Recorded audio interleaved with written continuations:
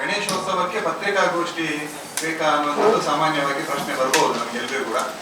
ಆದರೆ ನಾವು ಒಂದು ವಿಶೇಷ ಕಾರ್ಯಕ್ರಮದ ನಿಮಿತ್ತ ಇವತ್ತು ಪತ್ರಿಕಾಗೋಷ್ಠಿಯನ್ನ ಕರೆದಿರುವಂಥದ್ದು. ಒಂದು 35ನೇ ವರ್ಷದ ಗಣೇಶೋತ್ಸವ, ಅದರ ಜೊತೆಗೆ ಸಿಂಧೂರ ಸಂಭ್ರಮ ಅನ್ನುವಂತಹ ಪರಿಕಲ್ಪನೆಯನ್ನ ಇಟ್ಟುಕೊಂಡು ಈ ವರ್ಷ ನಾವು ಗಣೇಶೋತ್ಸವವನ್ನ ಆಚರಣೆ ಮಾಡ್ತಾ ಇದ್ದೇವೆ. ಹಾಗಾಗಿ ಒಂದು ನಗರ ಪ್ರದೇಶಕ್ಕಿಂತ ದೂರದಲ್ಲಿರುವಂತಹ ಒಂದು ಗ್ರಾಮೀಣ ಭಾಗದ ಒಂದು ಗಣೇಶೋತ್ಸವ ಸಮಿತಿ ಪತ್ರಿಕಾಗೋಷ್ಠಿಯನ್ನು ಆಯೋಜನೆ ಮಾಡಿರುವಂಥದ್ದು.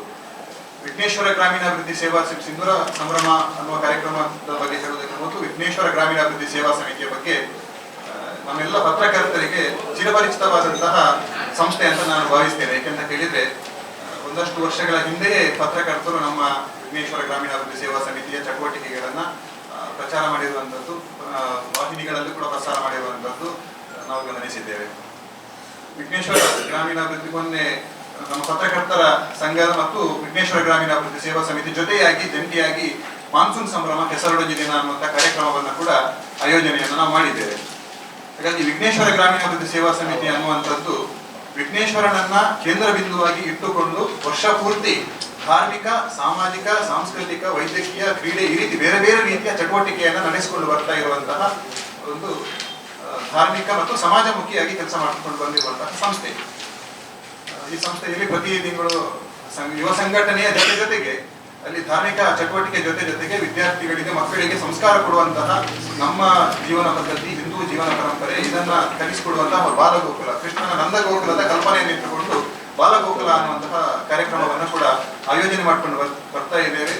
ಅದರ ಜೊತೆಗೆ ತಿಂಗಳ ಬೆಳಗು ಅನ್ನುವಂತಹ ನಮ್ಮ ಸಂಸ್ಕೃತಿಯನ್ನು ತಿಳಿಸಿಕೊಡುವಂತಹ ಕಾರ್ಯಕ್ರಮ, ಭರತನಾಟ್ಯ ಇರಬಹುದು, ಯುವತಿಯರಿಗೆ ಕೌಶಲ್ಯಾಭಿವೃದ್ಧಿ ದೃಷ್ಟಿಯಿಂದ ಟೈಲರಿಂಗ್ ತರಬೇತಿ ಇರಬಹುದು, ಈ ರೀತಿ ಬೇರೆ ಬೇರೆ ಕಾರ್ಯಕ್ರಮಗಳನ್ನು ನಿತ್ಯ ನಿರಂತರವಾಗಿ ನಾವು ಆಯೋಜನೆಯನ್ನ ಮಾಡಿಕೊಂಡು ಬರ್ತಾ ಇದ್ದೇವೆ. ಈ ಸರ್ತಿ ಗಣೇಶೋತ್ಸವವನ್ನ ವಿಶೇಷ ಕಲ್ಪನೆ ಅಂತ ಕೇಳಿದ್ರೆ ಸಿಂಧೂರ ಸಂಭ್ರಮ ಅಂತ ಹೇಳಿ. ಸಿಂಧೂರ ಸಂಭ್ರಮ ಅಂತ ಏನಂತ ಕೇಳಿದ್ರೆ ನಮ್ಗೆ ಗೊತ್ತಿದೆ, ನಾವು ಬಾಲಗೋಕುಲದಲ್ಲಿ ಮಕ್ಕಳಿಗೆ ಯಾವಾಗ ಹೇಳಿಕೊಡ್ತೇವೆ ಜಮ್ಮು ಮತ್ತು ಕಾಶ್ಮೀರ ಭಾರತ ಮಾತೆಯ ಸಿಂಧೂರ ಅಂತ ಹೇಳಿ ಒಂದು.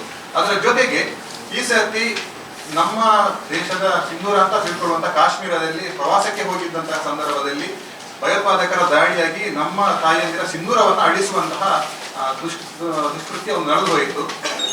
ಆನಂತರ ನಮ್ಮ ದೇಶದ ಆಡಳಿತ ವ್ಯವಸ್ಥೆ ಮತ್ತು ನಮ್ಮ ಸೈನ್ಯ ಕೊಟ್ಟಂತಹ ಉತ್ತರ, ಧೈರ್ಯ ಮತ್ತು ಶೌರ್ಯ ಇದನ್ನು ನಾವು ಗಮನಿಸಿದ್ದೇವೆ. ಇದನ್ನ ನಮ್ಮ ಗ್ರಾಮೀಣ ಭಾಗದ ಜನರಿಗೂ ಕೂಡ ತಿಳಿಯಪಡಿಸುವಂತ ಕೆಲಸ ಆಗಬೇಕು. ಅದು ಗಣೇಶೋತ್ಸವದ ಈ 3 ದಿನದ ಕಾರ್ಯಕ್ರಮದಲ್ಲಿ ಆಗಬೇಕು ಅನ್ನುವಂಥ ಧಾರ್ಮಿಕ ಜಾಗೃತಿಯ ಜೊತೆಗೆ ರಾಷ್ಟ್ರ ಜಾಗೃತಿ ಕೂಡ ಆಗಬೇಕು ಅನ್ನುವ ದೃಷ್ಟಿಯಿಂದ ಈ ಸಿಂಧೂರ ಕಾರ್ಯಕ್ರಮವನ್ನು ಆಯೋಜನೆಯನ್ನ ಮಾಡಿರುವಂತದ್ದು. ಈ 3 ದಿನ ಕೂಡ ಅದರ ರೀತಿಯ ಕಾರ್ಯಕ್ರಮ